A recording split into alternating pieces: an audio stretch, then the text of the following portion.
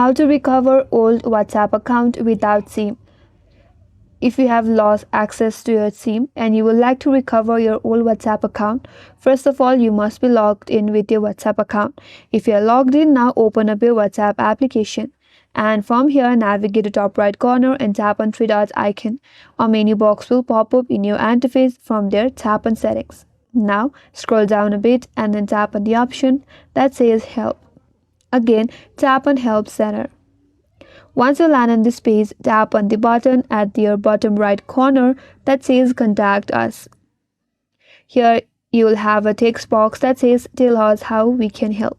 And then type in your query saying that you have lost access to your old SIM and you want to know how you can recover your WhatsApp account without a SIM.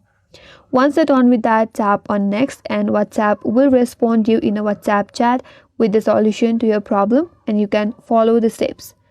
You might be asked to provide your verification code or your email verification to recover your account. And that's all for this video. Hope this video was helpful. If you're new to our channel, make sure to like and subscribe, and thanks for watching. Stay tuned for more videos.